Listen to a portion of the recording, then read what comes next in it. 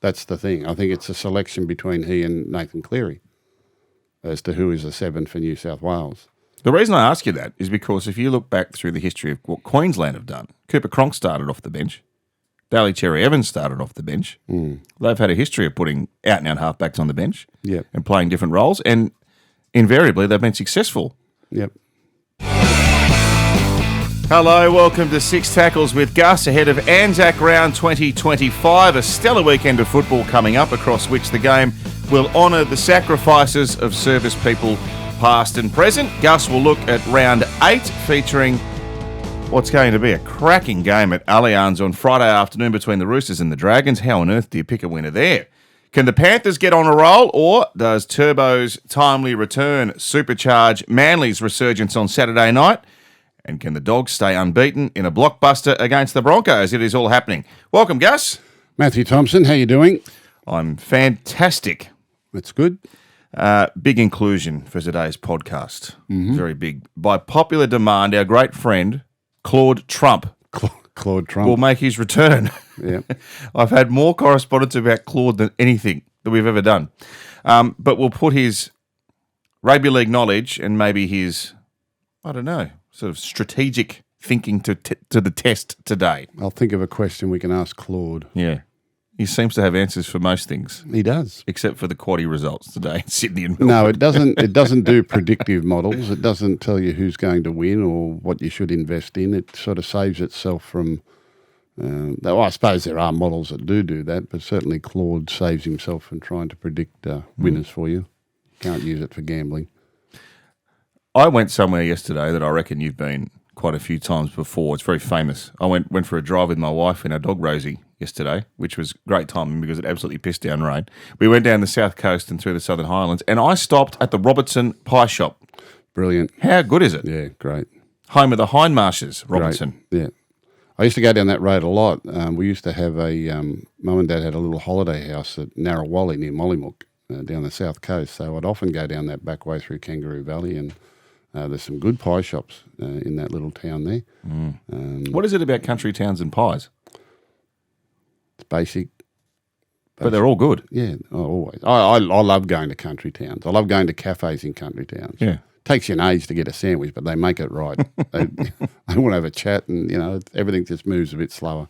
I love country towns. I really do. Great part of New South Wales, the South Coast and Southern Highlands. If you haven't been there, you should take some time out. What's your favourite ANZAC Day footballing moment? Because I know how much you love the day. We've done a number of ANZAC games together over the years. It's always very, very special and very poignant to be there. But what about from a footballing point of view? Oh, there were so many great results. I think there was the one that stands out to me is Brad Fittler's try. Yes. And Ray Warren's commentary, "Age shall not weary them," where he made about a 40-metre dash and stepped through the Dragons' defence. But many, many great. Now, I remember the day the game got called off because of the storm. Yes, it was underwater. The ground flooded. There were other results there where, 2 tries were scored in the last couple of minutes to get a result, and some close finishes. And it's a very, very, very special day. It's ANZAC Day is the most important day on our national calendar, and to celebrate it and be allowed to celebrate it through rugby league on that day as well as part of the tradition of that day is extraordinary. And the Dragon v Rooster game in Moore Park has become a part of that tradition. I can remember back when I was a kid, ANZAC days at the Sydney Cricket Ground, and probably didn't make as big a deal of it back then as what we did today, but they were always very special occasions. I played on a few ANZAC days, which was special. Mm-hmm. We've told the story about Peter Kelly getting sent off in the first tackle of the game on ANZAC Day. But it's wonderful. And it's, as I say, it's the most important day for our country on the national calendar, and to have rugby league as a part of it is special for our code. I asked David Middleton for a little fact file of ANZAC Day. You wouldn't know this, I'm sure, but more games have been played, more Premiership games have been played on ANZAC Day than any other day. 254 games. Right. Which is pretty amazing. 2004 was the Freddie try. Then the year after, Matt Head kicked the sideline conversion in the 79th minute. Yep. 2012, Ben Creagh scored the match-winning try in the final minute. I remember that. 2015 was the downpour. I actually think I was sitting on the sideline, from memory. Mitchell I remember the footballs floating down the sideline. Yeah, it was up to your knees. Yeah. Mitchell Pearce kicked the field goal in Golden Point, 2017. I reckon I called that. And 2019, Matt Duffy scored that sizzling try, you might remember. It'll be a good game Friday. It's hard to know exactly what's going to happen there. I mean, Dragons have been very, very consistent and they're getting better. And Roosters, they're kind of up and down. They've had the odd good result, but then some poor performances in between. So made some changes to their team this week. Yes! No. Hey. No. That's the rule. No. Dear. G. Parra turned it around, which prompts me to ask you if Mitchell Moses' influence on Parramatta is more profound than any other player on their club. Absolutely. I remember we had Zach Lomax on 100% footy a few weeks ago, and everyone was sort of, Parramatta were in the doldrums and they couldn't win a game and they were struggling and there was a lot of negativity around it. And I said to Zach, Zach, all this negativity and all that, I think things change remarkably when Mitchell Moses gets back. He said 100%. Like, you just can't take your origin class leader and playmaker out of a team and not suffer the consequences. And Parramatta have had plenty of effort in their games. Their football hasn't been great, but Mitchell Moses solves so many issues for them and was able to have everyone else relax and just play their position. And he was extraordinary on the weekend, absolutely extraordinary. The effect he had on that team, and I think it's going to put a lot of pressure on the New South Wales selectors, I think, going forward as to whether or not he should be in that side in some position in the halves. Given his form, to come back and kick the way he did after that foot injury, he wasn't taking the goal kicks earlier in the game, but then when he had one kick from the sideline, he elected to take one kick, and that was on the Simonson try from the sideline and nailed it from the sideline on the right-hand side there. But his booming kicks and his playmaking, his organisation, it just brought everyone else to life and made their job so much easier. Playmakers are so important. Leadership is so important. Mitchell Moses is now one of the elite halves in our game. Yeah, and on the back of what he did for New South Wales last year, his performance at the MCG was out of this world, and he backed it up in the historic decider up at Suncorp. Scored the deciding try. But he was just magnificent for New South Wales. So if he's not the 7 or the 6 for New South Wales, could he be the number 14? No, I don't think that. No. I don't think I'd pick him as number 14. I think he's the 7 or he's not. That's the thing. I think it's a selection between he and Nathan Cleary as to who is the 7 for New South Wales. The reason I ask you that is because if you look back through the history of what Queensland have done, Cooper Cronk started off the bench. Daly Cherry Evans started off the bench. They've had a history of putting out-and-out halfbacks on the bench and playing different roles, and invariably they've been successful. Yep. Yeah, I don't go down that line of thinking at all. There is a line of thinking with New South Wales selectors as to whether or not Cleary and Moses could play together in the halves, which means one of them would have to sacrifice and play 5'8" on the left-hand side of the field, and I don't think that's a good idea. I think it's either Cleary and Luai or it's Mitchell Moses and Luai, which is a big call to make, but that's why you get those jobs. You've got to make those calls on who can influence the result the most. Now Nathan Cleary's won 4 premierships in a row and been to 5 grand finals, and he's obviously the premier playmaker in the game today. But how much does what Moses did last year count when they sit down to pick it? It should count a lot. It really should count a lot. But I suppose the next, it's a long time to go before they go picking teams. There's a lot of water to flow under the bridge, and you might not have to make that selection decision in a month's time, depending on injury and everything else that could happen. But it's a great place for New South Wales to be in, to have such 2 elite halfbacks in your team, and probably both at the peak of their career right at the moment. So, I don't attest to the theory that you can play them both in the halves. I think that would be too clunky, and one of them would have to make a sacrifice. It's either Cleary or it's Mitchell Moses. That's what the next month will tell us. It's pretty incredible when you think about, after Andrew Johns, the lack of New South Wales halfbacks. And you know better than anyone. They went through. It was a rotation policy. We've tried plenty. Pierce played at 18, didn't he? Jared Mullen played as a teenager. Jared Mullen, Peter Wallace. Yeah. They've had some. Trent Hodkinson won the series in 2014. Yep. They went through a whole string of them. Couldn't find one. Well, they couldn't find a consistent one. They certainly couldn't find a consistent winner. And Queensland's hard to beat anyway. It's hard for New South Wales to get any sort of winning run going because Queensland fight back so strongly. And New South Wales won the series last year, so Queensland will be keen to atone. It's going to be interesting over the next month just to see how the form plays out.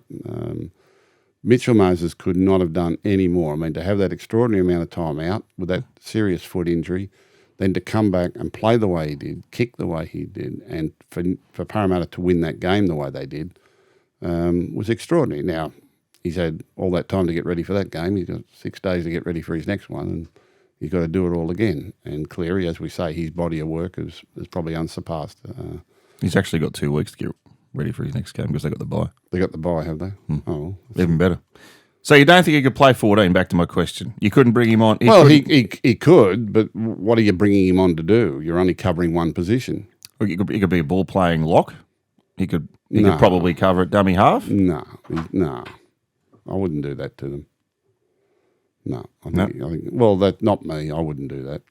That's but I'm weird. That's how I am. I wouldn't say you're weird. Although some people do. A lot of people do. The Raiders can win it. The whole damn thing. Yes! Why not? Why not? We said after round 1 when we saw them in Vegas, they're fit and they're fast. And they're connected. They're a really good, solid group of players who enjoy playing together. They play a nice brand of football. They've won games in all sorts of manner so far this season. Their only real glitch was the day they had to go to Townsville, and I think the extreme weather and humidity up there affected their football that day, which Ricky Stewart has agreed with.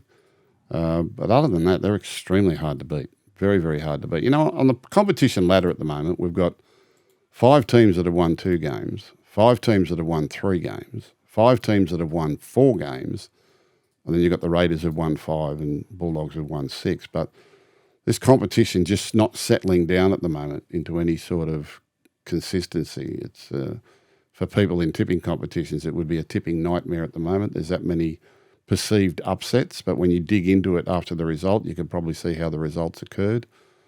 So many of these games are flip of the coin. They decided on small moments in the games. That's why the refereeing and the decision making is so important and so frustrating at the same time. But there's a long way to go in this competition, and the Raiders have been one of the standout sides in the opening 6 or 7 weeks of the competition. Why not? Who's to know what it's going to look like when we get down to the end of the season? I think everyone agrees when Melbourne Storm turn it on, there is no one that plays quite like they do. But, they've got their little worrying signs at the moment as well. They've had 3 games where they've had big leads at half-time and lost the second half, and then what happened to the other night against the Dolphins was extraordinary. We were sitting at home watching, and I was sitting on the lounge, and it was 16-2. And I was thinking they'd win by 50. Yeah, I said to them, if Redcliffe score next, I said, they can win this. She said, you're mad. I said, I'm just telling you, if Redcliffe score next, they can win this. And they scored. I said, they'll get another one straight away. And they did. And when they went in at 16, I said, they'll nearly win this. The second half, I didn't see that coming. I didn't see a 40 scoreline. But I could just see that their skill and their fluency in attack was going to cause Melbourne some problems, who'd sort of, peaked midway through the first half and couldn't quite get back into their rhythm. So they do go through a lull in games. Oh, no risk. And that was an extended lull, but you don't normally see them fall off the cliff like that. And they've got some players missing at the moment. I mean, I know Harry didn't play, and Sofa Solomon, I don't know where he is. He's on the extended bench this week. Is he? He's such an important part of their side. And if Melbourne are at full strength and playing full tilt, it's hard to see anyone really matching them at the moment. But I liked about the Raiders on the weekend. There's still a long way to go. They were 16-0 down in the blink of an eye. They won 30-20, and so they scored 30 points to 4 after that. And I think the 3 tries they conceded earlier, I think 2 of those were from kicks, and it's not as though the Titans were charging through them. And they never panicked. They knuckled down. They kept to their game. They had a plan. They executed it. And by half time, they had the game back within their control, and they just did what they had to do in the second half to get the victory. They're a serious contender in this competition. They're playing good football. Up the milk. We love the Raiders. Lachlan Galvin will be booed at Leichhardt on Sunday. No. Well, I hope not.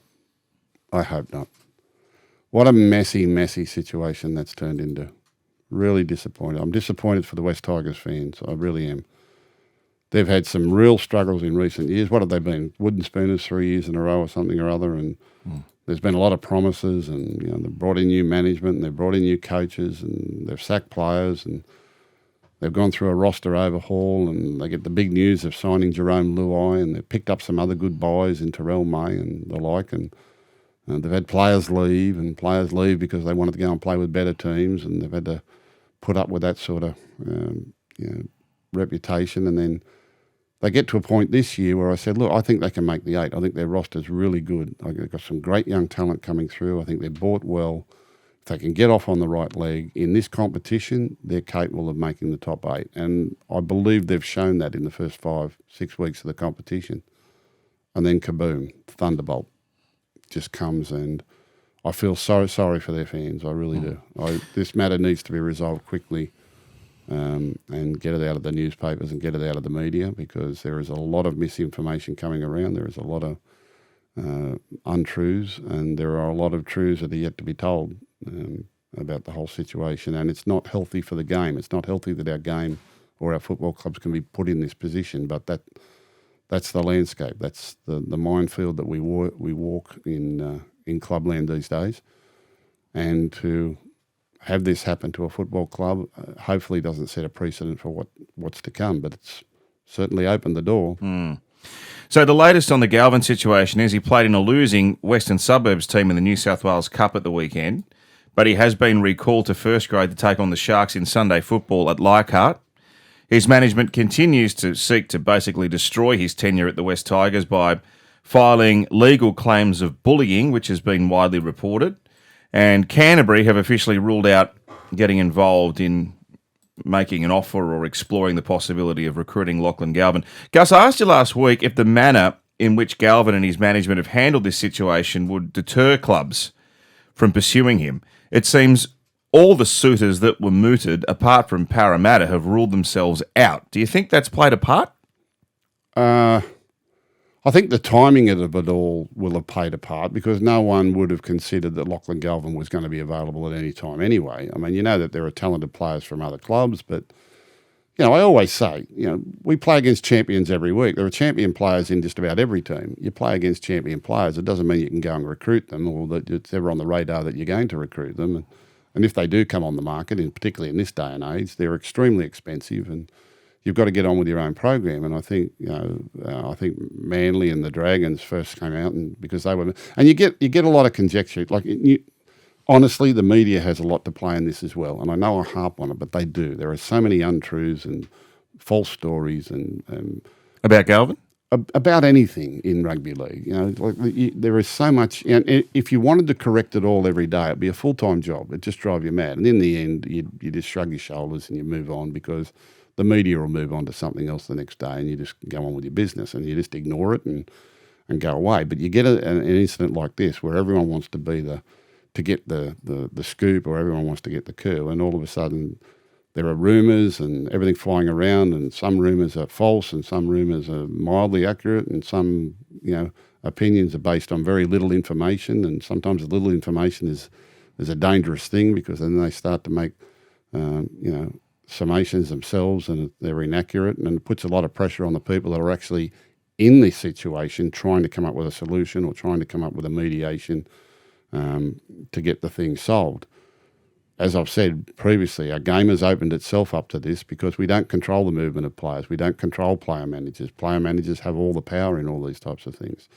The player manager himself is saying that all they've really done is respond to an approach by the club to get an early settlement on Lachlan Galvin's future. The club wanted to make him an offer to extend his contract, even though he's not off contract till the end of next year. But because of the way our game operates, they've got to get active early. They want their fans, they want their sponsors, they want themselves to know what the future looks like. He's a young kid that's come through the system. They're keen to keep him, and why wouldn't they be keen to keep him? I've said here, I didn't ever want to see Lachlan Galvin leave the West Tigers. I think that would be devastating for them. I still remember back to when Tedesco and Mitchell Moses and Aaron Woods, walked out on the club and the damage that did to them. So I didn't want to see that happen to them again. And, but all the manager is saying is that all we did was say, look, don't make us an offer, he's not going to stay. And there have been plenty of Tigers players who have done that over the last couple of years. Papali'i's left the club. Stefano Tucumano has left the club, pretty much for the same reasons, right? But it didn't create the sort of news that this did, because they were off contract but Lachlan Galvin has obviously created a sensation. And what the West Tigers wanted to do was bring forward the negotiation and get it all settled. Is he staying or not?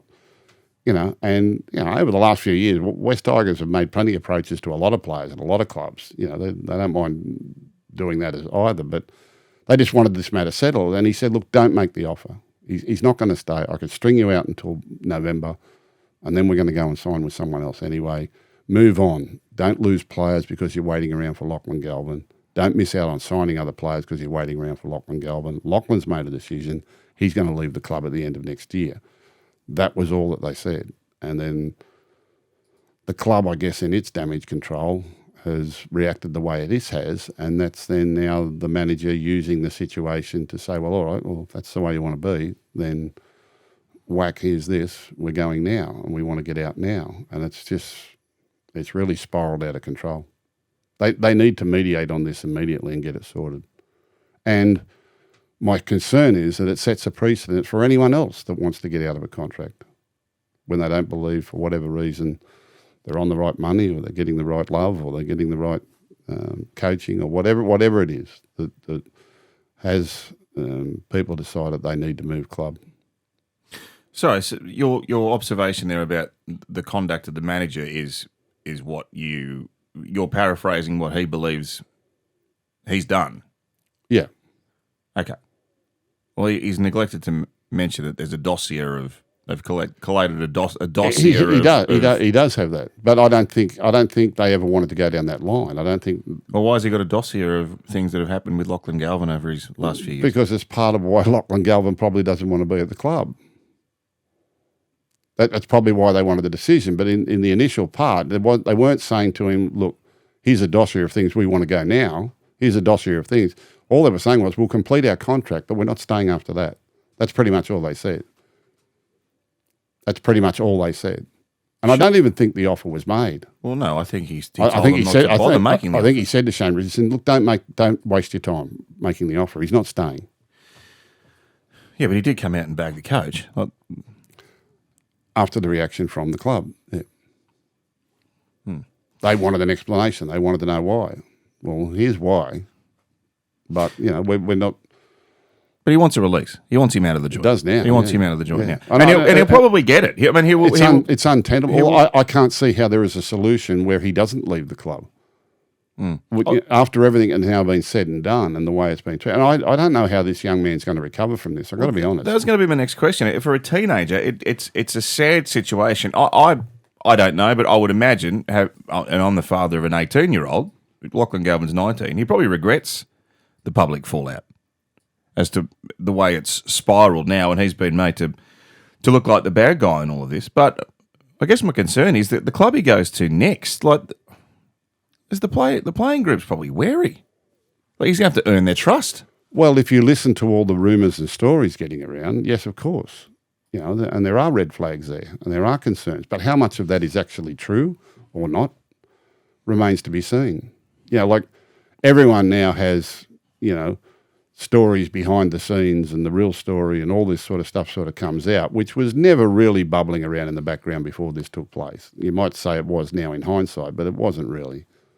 It's, it's extraordinary how it's happened. It's just, I often, I wonder what would have happened if West Tigers hadn't made the approach to extend the contract, if they hadn't sort of brought it to a point where we want an answer now and just allowed the next sort of 12 months to play out and see where it goes from there. But I guess they get nervous because, November 1, this whole November 1 thing, I ignore November 1. I'm not intimidated by it, and I never worry about it, and I'm never in a panic about it. In most cases, it never gets to that point. I don't let it get to that point. And, I've been fortunate. We've never really lost a player we wanted to keep ever in any club I've ever been at. We've never really lost a player we wanted to keep. But I think there were more ways to make Lachlan Galvin want to be a West Tiger for life than offering him big money contracts.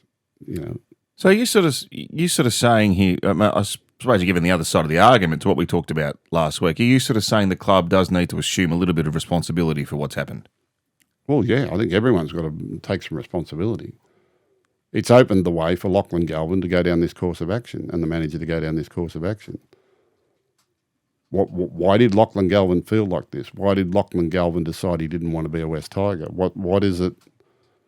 So whatever it is that's had Lachlan Galvin feel this way, and he's obviously instructed his manager, or he's happy with his manager's recommendation to move on.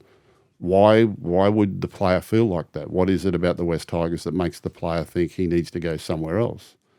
Stefano Atukamano wasn't much different. Certainly not as high profile, but he was their best forward in their club. Sure, but he didn't publicly come out and say the reason I'm leaving is because the bloke can't coach. Now that's Lachlan Galvin himself said that in a statement last week. Yeah, that's kind of blown things up, and that prompted Benji and Jerome Luai and Uppy Coruscant to speak to the media about the matter last week. Which I can't remember a time where senior players have been asked to address the media regarding comments made by a teammate before. It's extraordinary. Yeah, but I don't think that's the whole story. I really don't think that's the whole story at all. So I think there's more to it, and I think that's why there has been the damage control and trust issues that are bubbling underneath the surface. And mutual trust issues? Yeah, and I think that many in the media are aware of it, but right, everyone's dancing around it at the moment. That's why it needs to be mediated quickly and solved. And I'm quite sure Lachlan Galvin, I'm quite sure he's happy to play out the next 18 months at the West Tigers because that's what he intended to do anyway. But this early approach and the way they reacted to the denial of the new contract has opened the door for the manager to walk through and now try to expedite his removal from the club. It would be rather, do you really think they planned it like this? I don't think they actually planned it like this. I think the manager has seen an opportunity and now he's using the situation to expedite his release. And really, his time at the club is now untenable. Well, which is staggering that a week after he's been recalled to first grade. How does that happen? Yeah, well. What's changed? Well, nothing's changed other than the fact that they lost and they've got a responsibility to try and win every week. But the players came out last week and said, we don't stand for this kind of conduct. Yeah, I know. He's back in the side. I know. How's that work out? That's why I know there is a deeper story here. It's not as what's being portrayed, because what's being portrayed doesn't make complete sense. No. It doesn't justify everything that is happening at the moment. So, Lachlan Galvin comes back and plays this week and they win and, they go to mediation and they sort the issue out. I think it's a very unfortunate situation. It shouldn't be allowed to happen in our game. It's not good. It sets a dangerous precedent. But I think there's a lot of kind of damage control, finger pointing, protection going on here that is underneath the whole drama, and that's why people have reacted the way that they have, and that's why people, I guess, are nervous, and that's why it's got to be resolved, and that's probably why it's untenable. It's untenable, and I hope it doesn't, but I fear for what this does for Lachlan Galvin and his reputation and his football going forward. I just don't know how a 19-year-old boy contends with this, how he plays his way out of it, how he lives his life getting out of it. It's whether it's true or not and whether people are accurate or not, what it's going to do to his image and what it's going to do to people's opinion of him going forward. And let's say he went to Parramatta next week and all of a sudden he was playing for Parramatta. How would he be accepted, and how would he be accepted by the players and the fans across there, and how will the media accept that, and what sort of pressure will that put on everyone else in the club? And, do you see there could be a resolution as soon as that? I think there should be. So you think he could end up at another club within weeks? Well, either that or, he's going to have to play at the West Tigers for the next 18 months. It's either now or never. It's. I don't see. You don't think they could get to the end of the year and do something? I don't see how that's going to. That's not tenable. Be really interesting to see how they play this week. Well, that's going to be my next question. How does all this manifest itself on the field? It's live on 9 at 4 o'clock on Sunday, by the way. They're professional footballers. I mean, they were even asked at the press conference the other day, and Appy Coruscant said, "We're professional footballers. Our job is to play." Well, last week their job was to, come out publicly and defend the coach and sack the player. But they've got to play. In footy clubs, and I've had a long history in the game. Crisis in footy clubs is often played out more exacerbated in the media than it is within the walls of the organisation. It can usually get past everything. It's certainly amplified in the media. Yeah, it really is, and it's misreported. It's misconstrued in the media. It's open to different interpretations, and then people will make up their own mind what they believe or they don't believe, or there must be another story behind it. This is just really a difficult and unfortunate situation that I don't think either party expected to blow up the way it did when they first sat down in that meeting, and West Tigers saying, "Look, we want to make a sizable offer to keep you as a West Tiger for the next whatever number of years." And I guess it shocked them that he so bluntly said, "No, look, don't even make the offer, I'm not staying." He's already made his mind up 18 months from the end of his contract. That's going to be the extent of his time at the West Tigers. He's not staying. But I suppose... And they've probably known that for some time because from what... Which is why they wanted to call the meeting. Well, it's been reported that, he's asked for releases in previous meetings back earlier. So whatever they've done, they haven't resolved whatever differences he had then. They haven't really got to the bottom of why he felt that way or why he wanted to leave, whether it be around money, whether it be around coaching, whether it be around opportunity, whether it be around lifestyle, whatever the reason was that he's decided that he's not going to stay at the West Tigers. And there are underlying reasons, and he's not the first. He's not the first. I sense a shift in your attitude towards this situation from last week. What do you mean? Well, I think there was a pretty hard-line stance on... I've come across... No, I don't think it's good that this should be played out publicly and that a player should be, so public in condemnation of the club that he's in and the coaching, because that's just not what we do. That can all be done behind closed doors. Now, whether Lachlan Galvin intended for that to get into the public domain, I don't know. But certainly, once they've rejected the West Tigers offer and the way the West Tigers reacted, the manager has used the opportunity now to say, well, all right, if that's the way you want to be about it, then this is what we're going to do. And who's right and who's wrong here? It's 6 of one, half a dozen of the other. It's unfortunate that a young player in your club, a star on the rise, and someone that I think is an outstanding young player with the potential to be an outstanding NRL player for a long period of time. And this is one of the things I've tried to establish over the last few weeks. He is the best teenage footballer, best teenage playmaker I've seen in my time at that age. That's no guarantee of anything. Yeah. He's got a long, long way to go in his football education and his career. And there are a lot of things that can go wrong. But it's just unfortunate that a kid wants to walk out on his club like that. And there must be a reason for it. There has to be an underlying reason for it. It can't just be about money. The one thing they are saying, it's not about the money. if it was about the money, there's no way in the world anyone else would be paying what the West Tigers have reported to have offered him. Well, now, I don't know if they made that offer. I don't know if the offer came after the fact that he rejected them, and them just saying to the fans, "Well, we've done all we can. This is what we were going to offer him." I'm not even sure the offer, because I'm just saying they said, "Don't make the offer. Whatever it is, don't make it, because we're not staying." And I don't think the money was the factor. And I think that'll come out once whatever he sorts his future out. I don't think money was the factor. If it was going to be money, he'd have re-signed with the West Tigers. But there has to be another factor. Well, there is another factor. It's as simple as that. And you know what it is? I can't say that. No. Okay. Well, we'll see whether it comes out from either party. Well, that's why this needs to be mediated. What does mediation involve? That's where you sit down and... But at NRL level, when a matter like this has come to the surface... I went to mediation once. Did you? Yeah.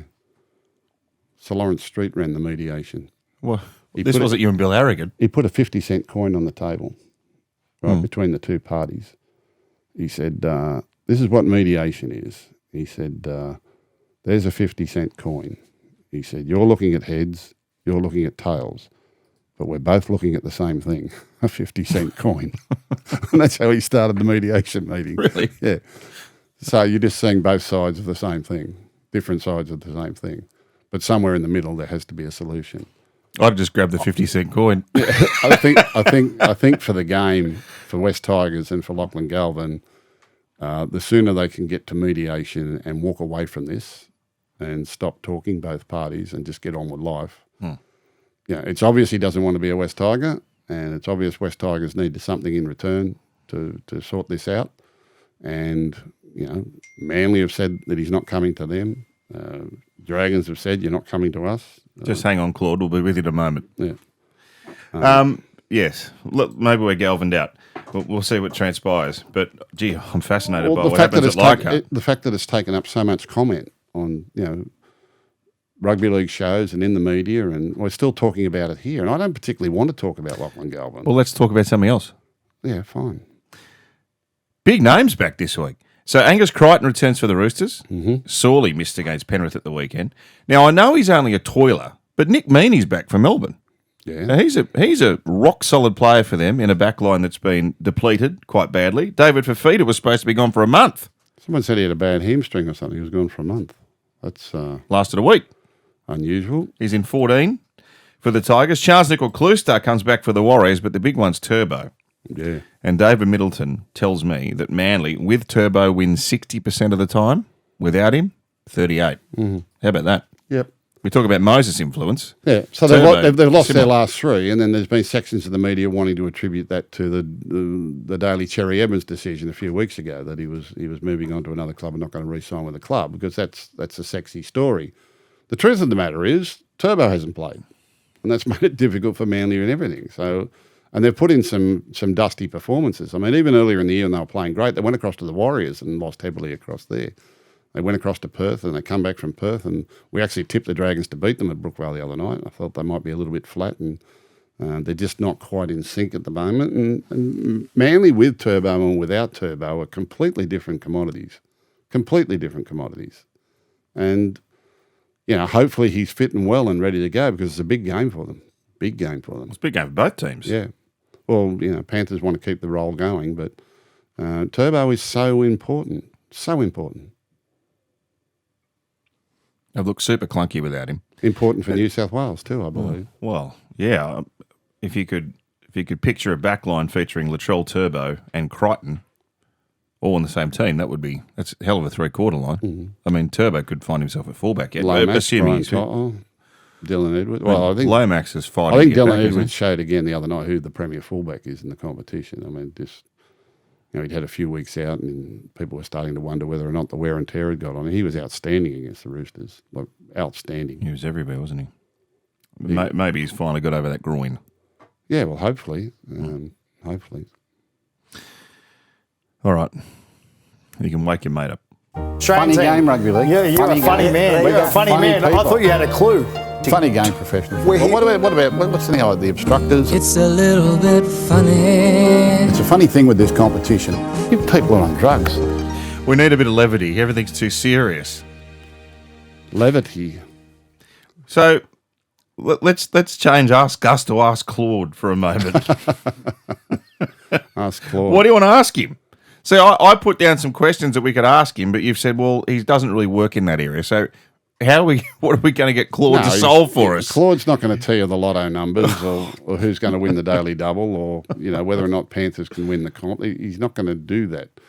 He'll give you a summation on different strengths and weaknesses of teams. He's as Donald Trump. Yeah, it's the whole. I went to an AI meeting yesterday with some people in the city who have got some amazing technology that could be used for broadcasting, and in particular, like I think AI at the moment is virtually in the virtual world. I think it could be great. What's the virtual world for gamers? Gamers, right. Like video gamers and all that sort of replicating real life rugby or real life sporting and putting it into a form where people could have manipulative control over the result and compete in competitions and gamble on it and all those sorts of things. There's some amazing applications coming.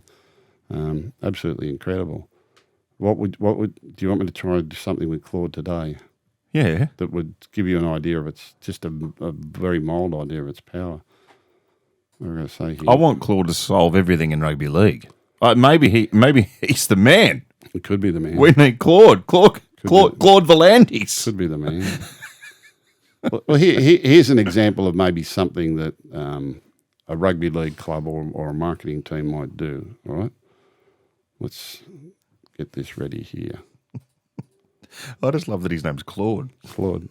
Where'd you come up with Claude from? I didn't make the name up. Oh, you didn't? No. Oh, right. So that is officially his name? That's officially the app. Claude. Oh, I thought you just chose to call your man Claude. No, but your version of Claude can be your version of Claude. You put in your details and you put in everything and you put in your... And then the stuff that you download into Claude, so like for the Bulldogs, for example, we've put our whole constitution, we've put all our salary cap, we've put all our contracts, we've put all our employment contracts, all our administration, all our management, organisational charts. We've put everything that we ever do gets downloaded into Claude, and jeez, have we got any hackers listening? Yeah, it's well, no, you can't get into it. But yeah, to give you an example, let's see if it can do this. I don't know if it can do this or not. All right. Morning, Claude.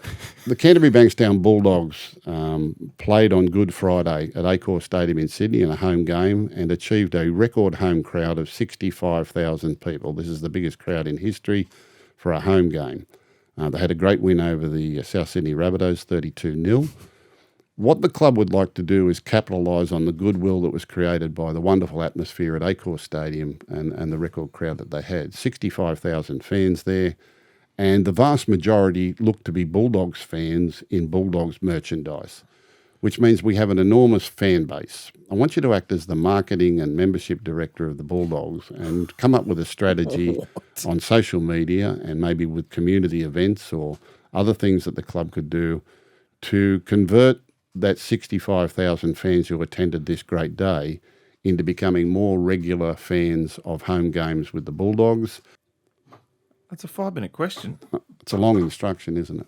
All right. So let's see. Can't believe he understands So this. it's come back and says, Bulldog fan engagement strategy from record crowd to loyal to community. So it's already given us a heading. As marketing and membership director, I'm thrilled about our Good Friday success. A 32-0 win against the Rabbitohs at Accor Stadium gives us tremendous momentum to build a franchise, fan base and membership numbers. Here's my comprehensive strategy to convert the enthusiasm into existing fan engagement. Immediate social media campaign. Be the 12th man or be the 18th man. Let's launch a campaign celebrating our fans' essential that propelled us to victory. Share video compilations of crowd reactions during key moments in the match. Create a dedicated hashtag, Bulldogs Family, or join the pack. Post player testimonials thanking fans for the atmosphere they created. Share aerial shots of the sea of blue and white at Accor Stadium.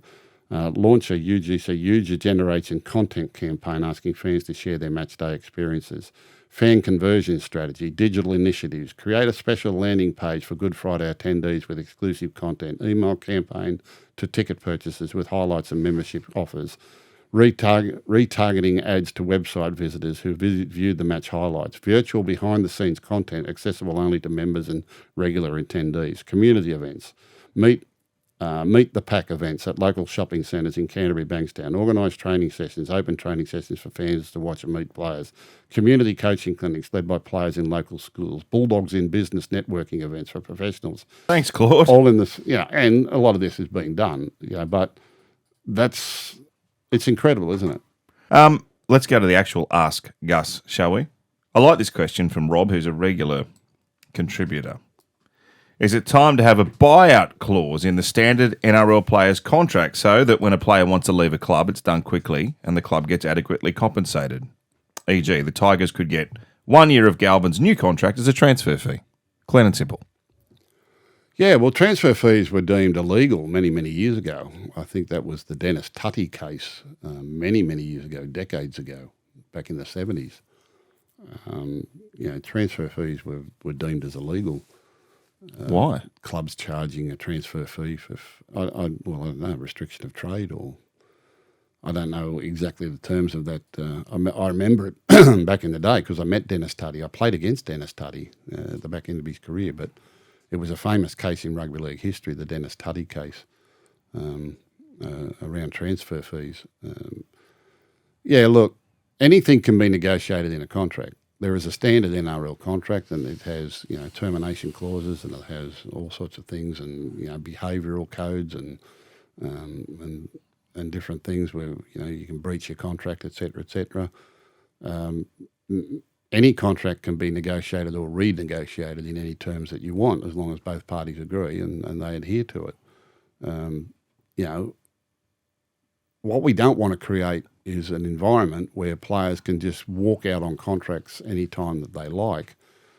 And this is particularly dangerous for emerging young players, or players who don't think they're on enough money. And what I say is the system is wrong because clubs do it. We do it as clubs. We terminate contracts. We move players on because roster management and better options available, or it's not working out. And sometimes things don't work out. Relationships don't work out.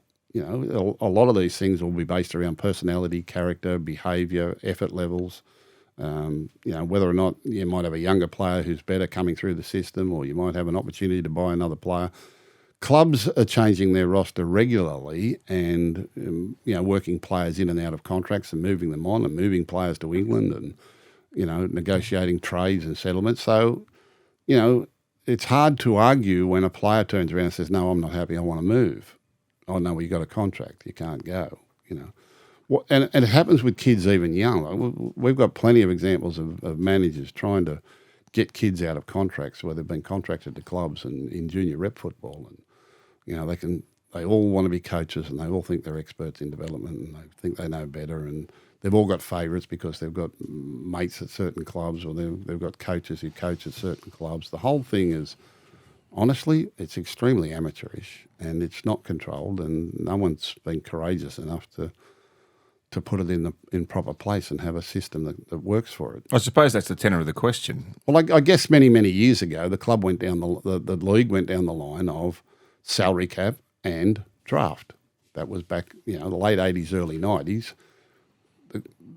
The salary cap and the draft were going to go hand in hand, to protect the clubs from overspending, etc., but to restrict the movement of players and the rich clubs feeding on the weaker clubs and buying their best players, and clubs that were struggling financially couldn't hold on to players because the richer clubs would just come and buy their players. And the contracting model back then was nowhere near as organised or as professional as what it is today. And, the contracts were signed on the back of a coaster at the pub. There was all sorts of things. And this is what happens when lawyers get involved and smart people and think they know better. And it changed the whole concept of the game. And then when they finally brought in a draft, which was going to control the movement of players between clubs to give it some sort of opportunity for every club to compete for the best talent that might be off contract, or in best case scenario, have clubs and players less likely to want to leave their club, for more money elsewhere, or to play with a stronger club.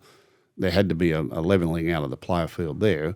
As soon as the first year came in, it was the Terry Hill case, where Terry Hill was Roosters had a choice at the draft, and everyone had gone and done a deal with themselves. The first round of the draft, all the clubs did a deal. We'll bid for Matt Thompson, you bid for Andrew Johns, you bid for Darren Lockyer, you bid for Brad Fittler, and we'll bid for, this and that. And Roosters, with Jack Gibson, decided, no, bugger that, we want Terry Hill. So that was their first draft round pick. And Terry Hill had already done a deal with Western Suburbs. He was coached by Warren Ryan at the time. And he said, I don't want to go to Roosters. And they said, well, you've been picked up in the draft. You've got to go to the Roosters. I don't want to go to the Roosters. I want to go to Western Suburbs. So they challenged it in court, threw the draft out. The draft was seen as a restriction of trade through Trade Practices Act. Yeah. But if they wanted it's never been revisited. Yet there are plenty of codes all around the world that have got drafts and have got draft systems. The AFL's got a draft system. Yeah.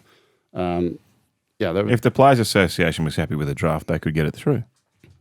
Well, again, don't start me down this line because they don't like hearing it. But, the RLPA, crikey, we've just given away so much to them with nothing in return. It's not funny. I honestly say that certainly an external draft, but an internal draft is extremely important for the game, and it would solve a lot of the issues that we've got at the moment. But particularly the whole contract system is just breaking down at all levels. Well, you talk about bigger clubs feasting on less successful clubs. There's no greater example than the West Tigers. But they've been pillaged. Back in the old days, certainly.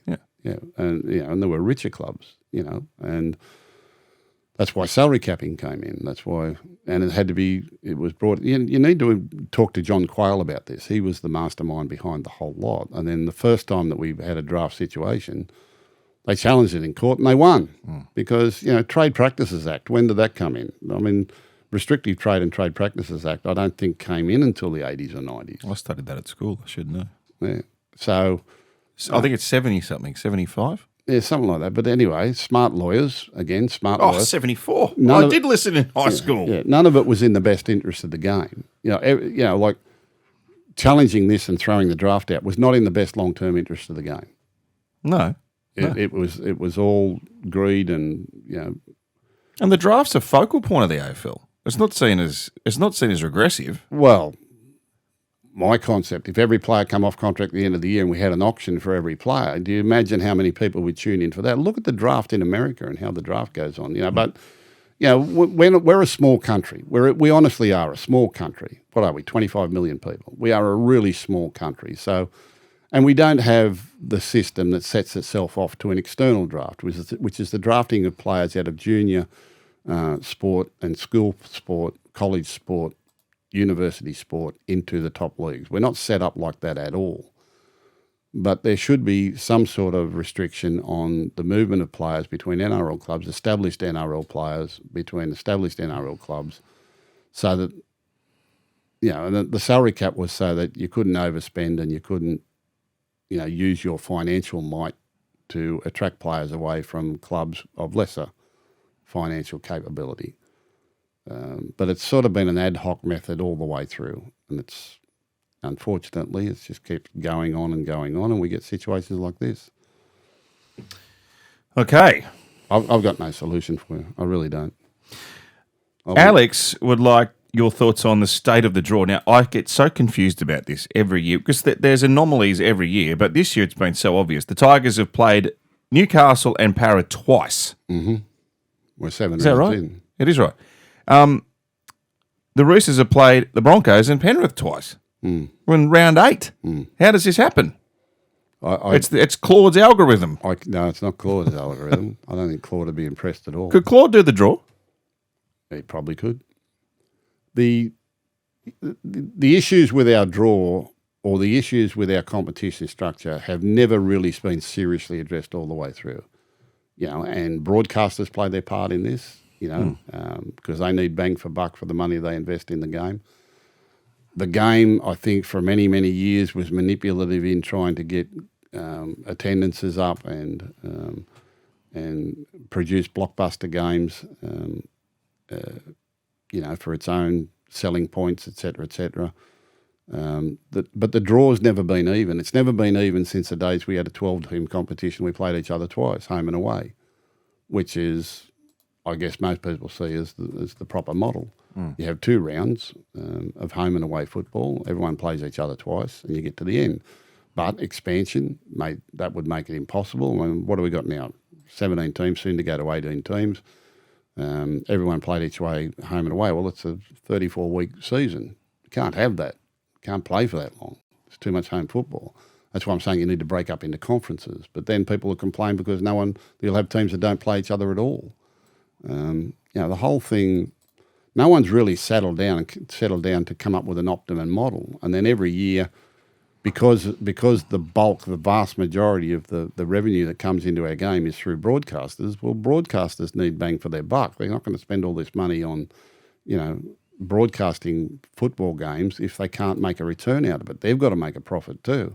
It's not a charity. They've got to make a profit on their business. And so they want the draw to be a certain way. They want certain games at certain times, and then you want to bang Origin in the middle of that. And then you want to put rep football at the end of the season. I mean, honestly, no one's ever really sat down and looked at the whole solution to it. That's why I think that if we could get the NRL in control of all World Rugby League and have a rolling calendar of, 8-10 years of special events and international football and representative football and new classes of representative football and less club football, maybe we could get to a position of a more sensible and even draw. But, the draw is not fair. The draw is ad hoc. The draw is all about broadcast and marquee games. But what happens is at the end of the year, we usually get the right Premiership team. At the end of the year, we usually get the right top 8. So they can justify it by saying, well, the end result justifies the means. But as you say, confusing that.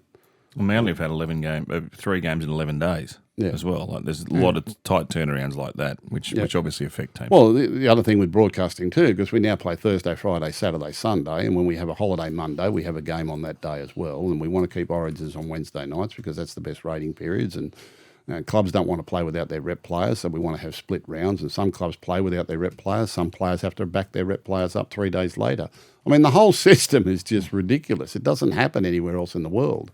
It doesn't happen anywhere else in the world where clubs are forced to play without their best players because of rep football or because, they've got to back players up 2 days after a representative clash. The whole thing has been ad hoc over years and years and years. But we've learned to live with it. Everyone has just learned to get on with it and live with it. But no one's ever come up with the right solution or the perfect solution. And it's hard because they've negotiated away everything else in return for money. There's no perfect solution to it. Drafts and salary caps and draws and, representative schedules, it's all been very much ad hoc.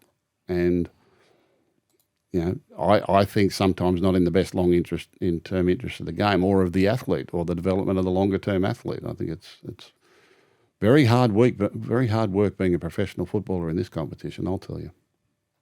So the answer's a pineapple? Answer's a pineapple. I'll go home and talk to Claude and see what he says about it. You should see if Claude could do the draw. It would be amazing. Well, but what do you want? Crash Wallop. What do you want from the draw? We've got 17 teams now. If everyone played each other twice, that's 32 rounds. No thanks. Do you think plus buys is the aspiration to get to 20 teams and have a 20-round comp? Is that the aspiration with a rep window in the middle? Well, maybe. Yeah, maybe. Is that the best format? Do you see that as the best format? Not particularly. No. But you've said 27 rounds is too long. I think if you got to 20, teams, you could have 2 conferences of 10. Each conference plays each other twice, which means you're not going to see teams play each other. You're not going to see Brisbane play against Roosters. You're not going to see. You'll have regional teams all playing against each other. You'll have the Sydney teams all playing against each other. But what it would lend itself at the end of the year is 2 final series. In your 2 10-team things, you'd have 2 top 5s, you'd have 2 grand finals, and then you'd have a Super Bowl. You'd have a grand final in Brisbane, a grand final in Sydney, and then you'd have a Super Bowl at the end of it where they all played each other. Maybe there could be some cross-pollination. Maybe they change the conferences every year. I was going to say, could you change the conferences each year? Yeah, well, anything is possible.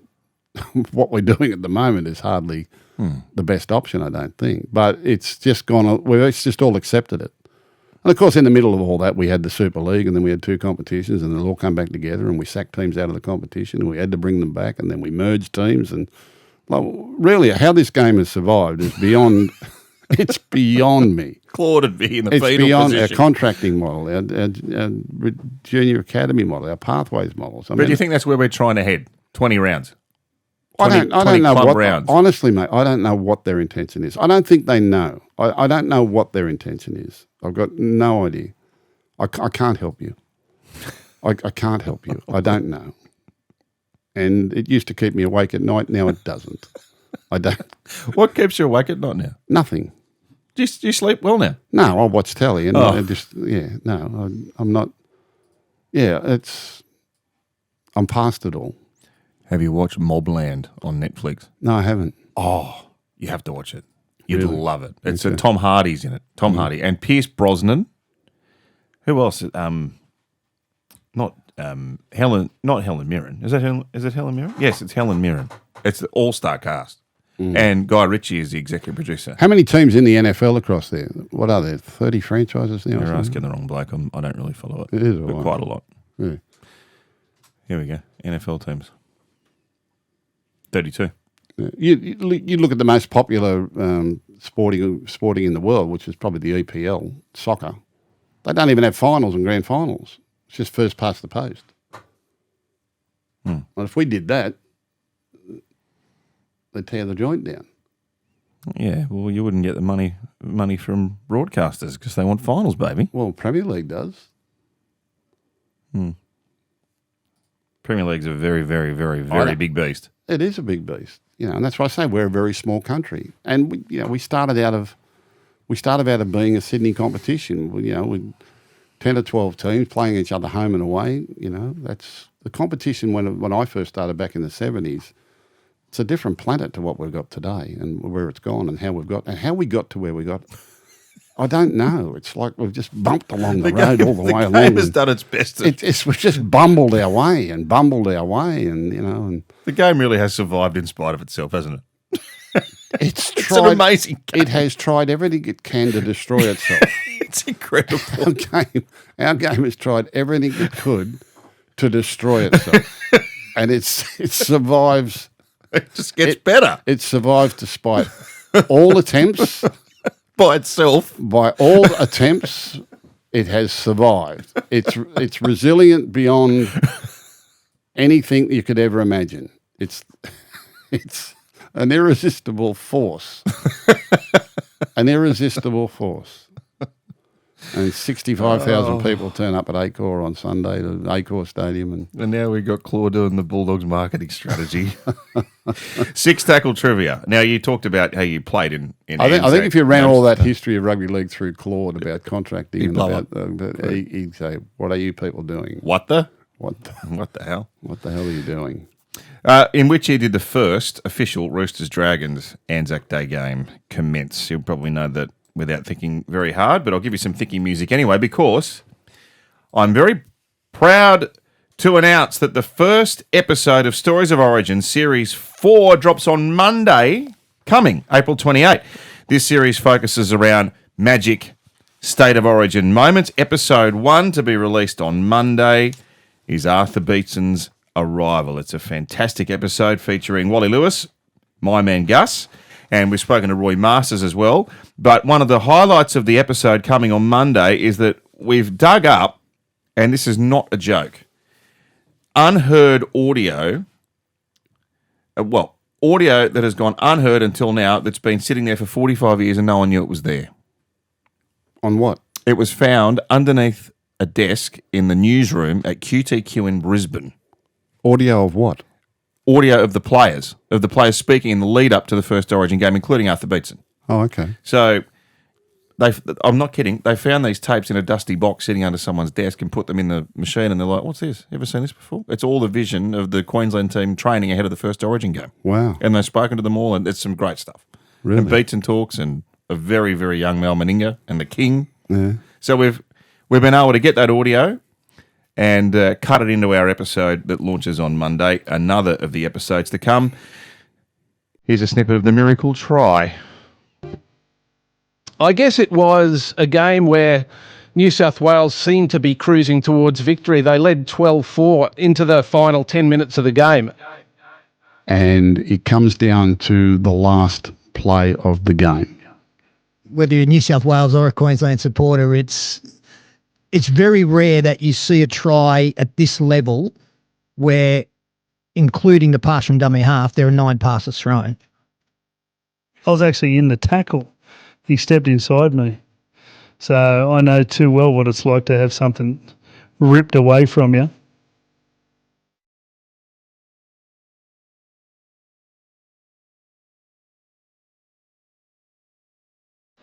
I was surprised that I didn't actually go through the roof in celebrating. If you want to know one thing about Origin, it's this. Queensland is never beaten. Trailing 12-10. Game 1, 1994. The Blues were in control.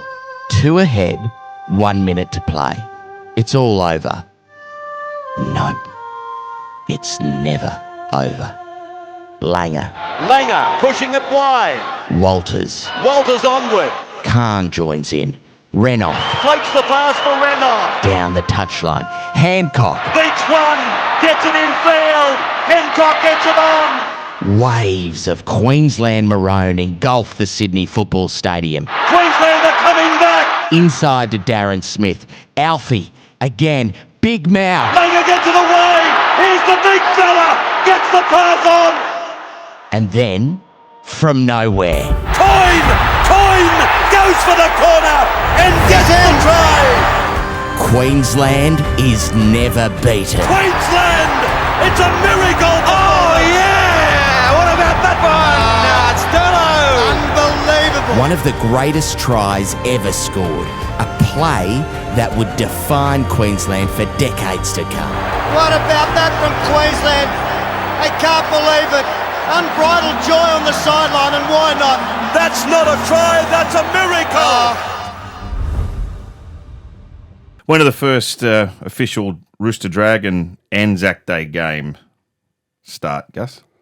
When did it start? Well, the first year. Crikey. I'm going to say 2002. Correct. Again. I was involved with the Roosters at that time as the coaching director. Roosters 24, Dragons 20. I've just been thinking about everything we've discussed here today on this podcast. I don't think we've solved a thing. I don't think I've actually said anything intelligent today. You're in a very philosophical mood today. I don't think we have solved a thing. Lachlan Galvin, the draw. We've gone deep. Well, but we've achieved nothing. We've honestly achieved nothing. God, it's a funny game. It's a funny podcast. When you really sit back, I mean, if you had to write the history of our game over the last 30 years, just go back 30 years. Just go back 35 years. Go back to if you had to write the history of our game, people would not believe it. You could not believe the history of our game. Gus, we had the Optus Vision television break apart on grand final day at the football stadium. What year was that? 97, 98, 97? I think it might have been, I'm not sure. It was somewhere in that vicinity. We had Billy Idol. Did we ever find out what was supposed to happen? What, did we ever find out what was supposed to happen with the Optus television? What was that about? Well, it was a promotion. Because they lowered it in on a crane or something. Yeah, it was sort of hanging, and we were all saying, what's this? And then the sides fell out, and we went, was that it? That was. What was it supposed to break? What was supposed to happen? Because it had balloons in it and everything. Oh, I'm assuming the balloons were supposed to come out, but not the way they did. What was supposed to, everyone was this big thing, and there's marching girls and marching bands and everything like that, and this big television come out, and they said, oh, this will be good. Well, what's this? Oops. They didn't nail it properly. And the sides just fell off. And it's not as though, dancing girls jumped out of a cake or anything like that. The sides fell off, and then everyone just sat there looking at this giant television dangling in the crowd, and well, what now? What do we do now? Well, one of the great miracles is that it didn't decapitate one of the people on the Imagine field. if it fell on people. It would have killed them all. There were dancing girls and marching girls underneath it. You had a parachuter fall on the roof of the football stadium before the 91 grand final. He missed his target. He landed on the roof. Oh, that's how rugby league is all that. On grand final day. Billy Idol still hasn't started singing. How funny.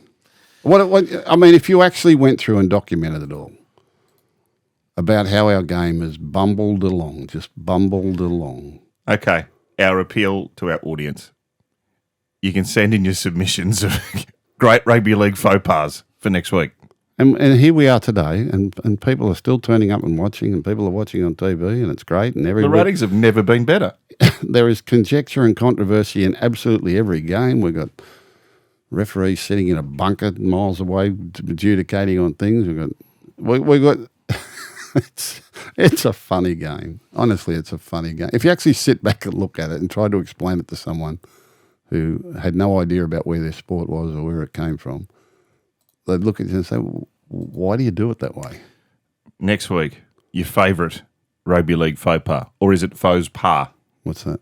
Faux pas or faux pas? Send us your favourite rugby league drama, blue. Yeah. Stuff up. Let's preview ANZAC round 8 with thanks to Tab. The NRL season is here. It's the best time in sport, and Tab has the best app in sport. Tab, we are on. What's gambling really costing you? For free and confidential support, call the number on the screen or visit the website. Can the Bulldogs continue this unbeaten run in Thursday night football tomorrow night at Suncorp Stadium? They are $1.58 favourites. Brisbane are $2.40 outsiders. I can give you the team news for all of these games coming up. No Reece Walsh. So Selwyn Cobbo goes to fullback. Dean Mariner comes in on the wing. Brendan Piakura returns on the bench after serving a 2-game ban for a high tackle. And unfortunately, Jack Todd has broken his arm once again, so Harry Hayes comes onto the Bulldog bench. The Bulldogs are aiming to win 7 in a row for the first time since 2014. I was going to show you a photo of Jack Todd's arm. The doctor sent it to me. Oh, I'll get squirmish. Hey? I don't like that stuff. You don't think you could handle it? No, I don't like that stuff. I can't. When we show replays, I have to look away from the monitor in the box. The doctor showed me the surgery. Oh, Gus! And what they've done. Because he broke both forearms last year. Each forearm he broke once, and he had a steel plate in both arms. And sometimes the steel plate, there can be it can create a little bit of a weakness at either end of the plate, and it's not uncommon for him to put another fracture in that area. So what they've done now, and it looks like a sausage. I haven't asked why they didn't do this in the first place. They've actually put a longer titanium, looks like a bicycle chain that runs the entire length of the arm. I've got the arm opened up here. He's opening the arm that's up the one you showed me. I feel like vomiting. And the titanium support now is a little bit more flexible, so hopefully that solves it for him. Tough boy, Jack Todd. Good kid, Jack Todd. How long's he out for? He'll be 10 weeks, I'd imagine. All right. Canterbury going up to Suncorp full of confidence and no Reece Walsh. So Selwyn Cobbo, I reckon, can expect a bit of a peppering. I think Selwyn Cobbo's played 3 games at fullback for the Broncos. I think they won all 3 and he was man of the match every time. Is that right? Yeah, I think there's some crazy stat about that. He's a very, very good player. That would have been a couple of years ago. They'll be looking he played in the centres last year. They'll be looking for a big bounce back. Narrowly beaten over in New Zealand last week. Some changes to their team. The Bulldogs, tough run coming up. They play Brisbane in Brisbane and then go back for Magic Round and play the Titans in Brisbane. Then they go down to Canberra, play Canberra in Canberra. Are you staying in Brizzy for the week? No. It was decided that because it's Thursday night, and then I think Bulldogs play the last game on Magic Round on Sunday night. So they're going to do all preparations here. So the captain's runs this morning here. They'll go up and they'll be back Friday morning after the game, win, lose or draw, and then they'll do all their preparation down here and fly into Brisbane Saturday evening and play on Sunday against the Titans, and then come back because the next week they've got to travel to Canberra down there as well. So it's a tough little run coming up for the Bulldog. All right. Which is, it's the NRL competition. They're all tough, aren't they? Well, you're flying, so you've never been in a better position to face that head on. You'll see all the action tomorrow of Brisbane and Canterbury live and free on 9 from 7:30. I look forward to joining yourself and Andrew Johns to call the ANZAC Day game from Allianz at 4 o'clock on Friday. On air from 3 p.m. on 9's Wide World of Sports. Roosters Dragons. Mark Nwanganitawasi moves to the wing. Dom Young has been dropped. Mm. Spencer Leniu starts at prop in the absence of Nat Butcher, who has injured a knee, but Angus Crichton returns into the back row. So Salesi Foketi goes to the bench. Egan Butcher plays his first game since round 12 last year, having come back through the New South Wales Cup on the bounce back from an ACL. So Taylor Losalu drops the reserves. For the Dragons, Sione Finau, who was 18th man last Thursday and came into the game late, comes onto the wing. Matt Finay's gone, and Emre Gula will come back from suspension on the bench to fill the hole left by Hamish Stewart. Finay, by the way, high-grade syndesmosis and a fractured fibula from that hip drop from Toff Sipley, who got 4 weeks at the judiciary. So Rooster Dragon, it's on again. Certainly is. Very special day, my favourite day, or my favourite game of the year. And to be honest, this one really is a toss of the coin. I think the Roosters will be disappointed in their performance last week against the Panther. Score really ran away from them in the end, and they just didn't handle the consistent pressure that the Panthers placed on them. I think that Angus Crichton coming back is a big in. I think that this could be the long-term centre pairing for the Roosters in Billy Smith and Robert Toya. Look, this is so hard. We tipped the Dragon to beat Manly at Brookvale the other night, and which they were able to do. I've just got a little bit of a theory about them in the types of teams that they play against, where they're best suited. And I'm not sure that playing against the Roosters suits them, to be honest. How do the Roosters differ to Manly that you think will trouble the Dragons? What Roosters are capable of. I mean, if the Roosters can hold on to the ball and stop giving away penalties, that's their Achilles heel at the moment. They're really shooting themselves in the foot. It's hard to tip the Roosters because they're not really going that well right at the moment. I'm just looking at it and I'm thinking this is a game the Rooster can win. I'm going to tip Rooster. Rooster to win at Allianz at ANZAC Day. We've got 3 ANZAC Day games, the second of which is at 6 p.m. on Friday from Christchurch. The Warriors hosting Newcastle. Chance is back at the back, so Tane Tuapiki goes to the wing. Corsi drops out. Rocco Berry comes back from suspension. Kirk Capel back into the second row. And Lika Halasima, who is a dead set tearaway. Geez, they found one there, haven't they? He goes back to the bench for the Warriors. Dylan Lucas returns for Newcastle. They've got Jack Cogger in an extended squad, but we've called them the last couple of Sundays and they've been most underwhelming. Yeah, I mean, I love rugby league. I really do. And I was, blessed to have had the life that I've had through rugby league, and I love working for Channel 9 and my commentary, but every now and then you turn up and you do a game that just absolutely bores you to tears. And unfortunately, that game on Sunday was such hard work. I'm not being disrespectful, but it was a bludger of a game. It was awful. It was absolutely. You said it. It was absolutely awful. I mean, you can't say that during the commentary, but a few days later, I can say it was hard work. Honestly, it was hard work. Mate, I've done them 2 weeks in a row. How do you reckon they're going? It was a terrible game. It was a terrible game.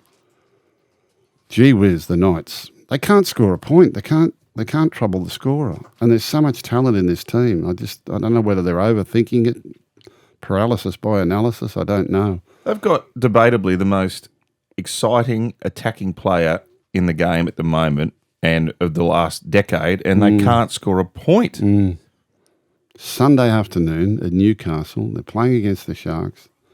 And look, the Sharks were hopping on one leg. They were just going along doing whatever they had to do. It was like... They weren't even trying. It was ridiculous. It was a hard game to call. Which added to the attraction of the game. Honestly. They were having a barrier trial. And my poor co-commentator, Andrew Johns, sitting there, he had his head in his hands pretty much the whole time.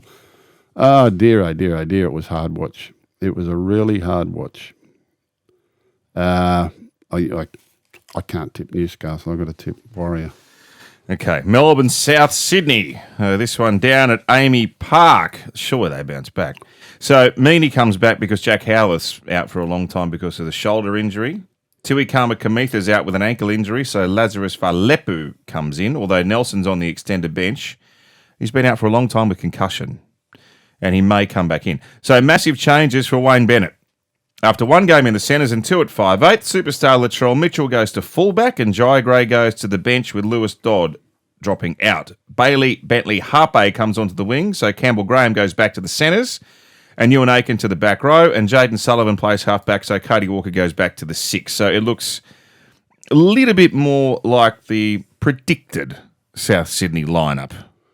Yeah, they've got to win one. They would have been disappointed last week, being kept scoreless. Melbourne Storm, well, their form's been funny this year, isn't it? Because they have these explosive periods where they just blow teams away. I mean, they're scoring 30 and 40 points in 40 minutes of football, and then it's like a new team comes out in the next 40 minutes, and you come back to bite them last week against the Dolphins. But returning back home, I can't see anything but a Melbourne win there. No Harry Grant again this week. How long is he expected to be out? Is 4 to 6. 4 to 6 weeks. I think Origin is looking a little doubtful. Yeah. I don't think Mr. Bellamy's going to take kindly to that. I think Rabbitohs have done the right thing, putting Latrell to fullback. I know that Jai Gray's been outstanding and done a wonderful job, and Dally M's and all that sort of stuff as well. But Latrell Mitchell's the man. If they're going to win games, he needs to be in the game for as much as possible, and it just doesn't work for him at 5'8" and centre at club football. It doesn't give Rabbitohs the best bang for their buck. So back to fullback. Let's hope he ignites and makes it very, very difficult for the Melbourne Storm, but I can't see anything but a Storm win there. Cowboys Titans, Saturday 5:30pm, Queensland Country Bank Stadium in Townsville. John Bateman returns. They had a week off last week, North Queensland, so they should all be fresh. And Jeremiah Nane goes back into the starting team, so Kai O'Donnell and Sam McIntyre move to the bench. And David Fifita, he's on the Titans bench despite a hamstring injury, which, as we pointed out earlier, was possibly projected to keep him out for as much as a month. They also get Lofi Khan Pereira back from a hammy. Yeah, I'm just totally confused by this Titans side. I say it every week. I think it's potentially a really good side. It's got, look at this forward pack. It's just ridiculous. And last week they jumped out to a good lead against the Raiders. They led 16-0, and within the blink of an eye it was 16-all, and they were on the way out and couldn't handle it. Cowboy at home are ticking off enough wins to keep themselves right in this, aren't they? Yeah. As I said, we've got to see some winning form from the Titan before we start to tip them. I think we've got to go with Cowboy there. I think Kieran Foran's back for Magic Round. Well, that'll be good. If that helps them at all. Back for the Bulldog. Thanks, Luck. The former Bulldog. 7:30 Saturday night. What a game. Penrith versus Manly. Huge game. And big loss for the Panthers because Mitch Kenny's been suspended, so Luke Summerton comes in to replace him. Luke Garner is concussed, so Isaac Tungle, after coming off the bench last week and almost mucking it up. Did you see what he did? Sorensen was having his finger put back in, and Tungle has never been on the bench before, so he, instead of giving his interchange card over, and he just ran out. He just ran on the field, and Sorensen hadn't even come off, so they had 14 blokes on the field for a minute. Anyway, he won't have to worry this week because he's back in the starting team, and Maverick Geyer comes onto the bench. Turbo returns, Hopewadi to the wing, Talau to the bench, Folalo out. So there's no Jake Trebojevic. So Jazz Tavanga goes to lock, Jake Simpkin plays hooker, Josh Aloiai comes back in the front row. God, they got some changes. Corey Waddell's back on the bench from suspension, and we know Toff Sipley won't be playing. So Turbo returns, one Trebojevic is back, but Jake is out. Yep. Really interesting matchup here. Now, the Panthers went through a 5-game losing streak, and I said during that time I still saw good signs and some good effort levels there in those performances, and I've said they will win games in this competition. They were still a little bit clunky early in the Rooster game last week, but as the game wore on and they got into their rhythm and they started to play Panther football, then they totally wore down and broke the spirit of the Roosters and ran away from them in the end. And I guess most people say, well, they're back and they'll just go on their winning way.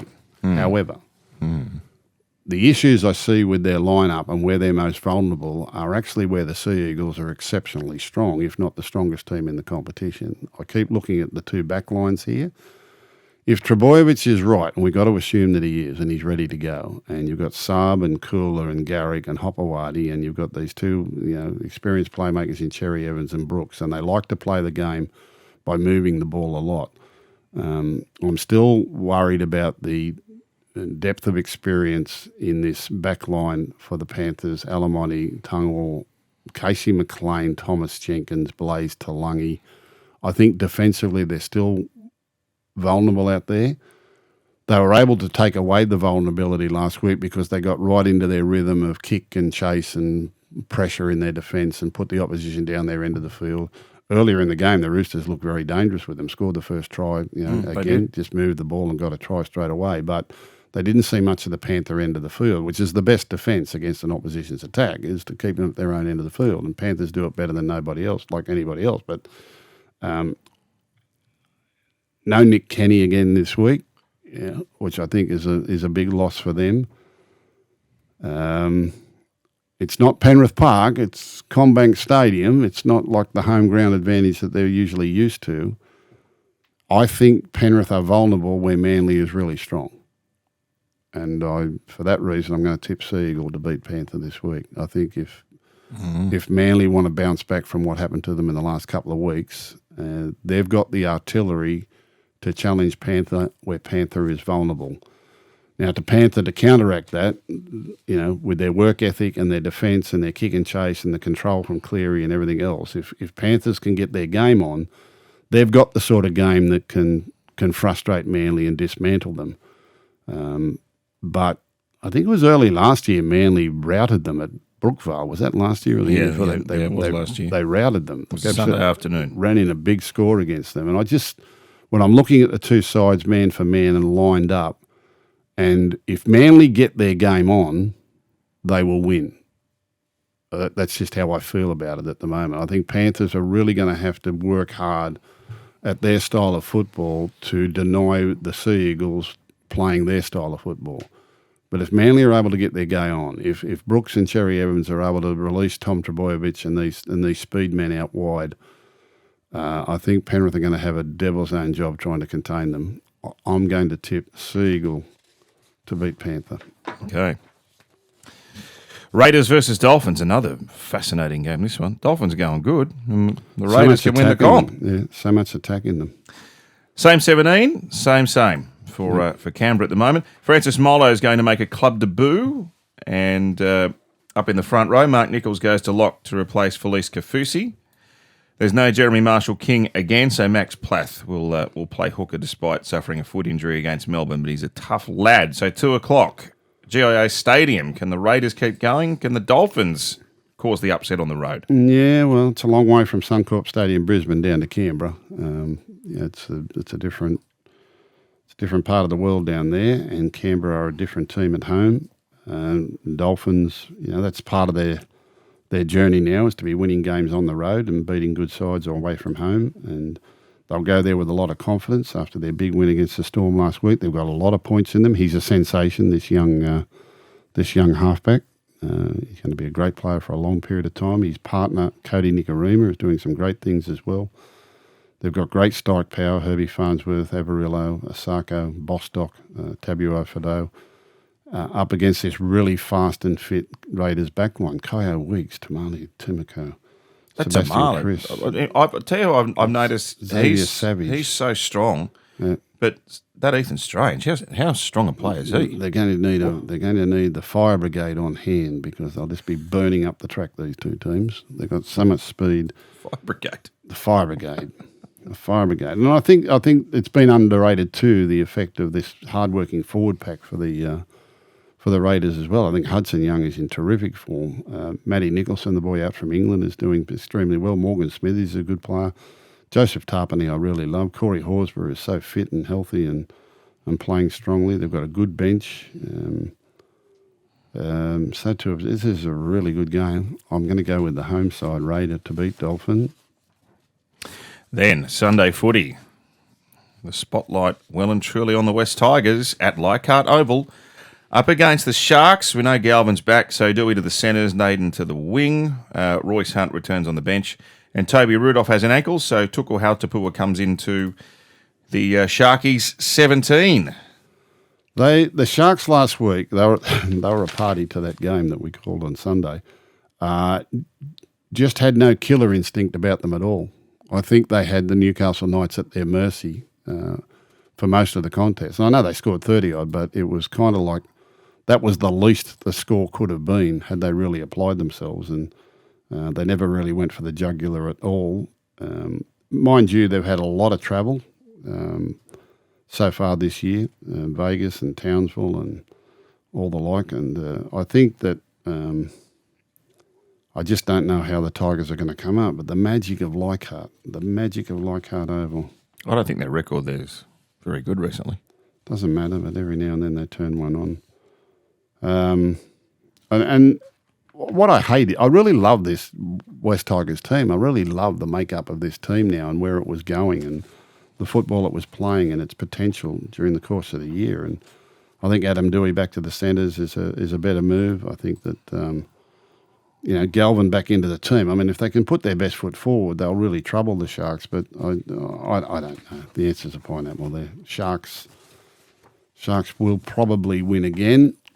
So let's do your recap, but I've got to throw these tab odds in because I forgot to do it as we went along. So we know Thursday night, the Bulldogs $1.58, Broncos $2.40. Friday's game at Allianz, Roosters $1.77, Dragons $2.05. Are they favourites, the Roosters, are they? Yep. Oh, okay. Well, I'm going to go for Rooster there. Friday, 6 o'clock game, Warriors $1.34, Newcastle $3.30. I'm going to go Warrior there. Storm $1.22, Rabbitohs $4.30. Yeah, favourites again, Storm. Cowboys $1.42, Titans $2.90. Favourites again. Well, it's all the outsiders have been winning this year, and I'm tipping all the favourites. Yeah, well, hang on. Yeah. Panthers are $1.48, Manly are $2.65. Well, I think that's bad odds. I think Sea Eagle can upset them there. Raiders $1.58, Dolphin $2.40. I think that's fair enough. I'm going to go Raider there. And the Sharks $1.45 favourites to beat the Tigers as $2.75 outsiders at Leichhardt. Yeah, I'm going to go Shark there. Very good. Really, the only upset I'm tipping is Sea Eagle to beat Panther. So it'd be good to see Panthers go back to back and win and get out of the slump that they're in. I mean, one swallow doesn't make a summer. It was great what happened for them the other night and gave them a lot of relief, and they were extremely good, and they're our champion team at the moment. We want to see them make a great fist of another title defence and go for 5 in a row. But they've got a lot of work to do, and I just think that where Sea Eagles are strong, it's where Panthers are most vulnerable. Panthers have got to play that really tough, grinding brand of football to keep the Sea Eagle at bay. I can just see Tom Trbojevic making the difference there. So you tipped the Dragons last week, and I followed you in. I left Brookvale thinking I'm going to kill it this round. Ended up with 4 from 8. It was a weird round, wasn't it? Thanks, Gus. Thank you. That's 6 tackles with Gus for another week. We achieved nothing today. Nothing. Where the answer is a pineapple. If you've come this far, then we've wasted your time. We're back next Wednesday. Make sure you join us then, and remember to subscribe to Stories of Origin. The first episode of Series 4 is out on Monday. Talk to you next week.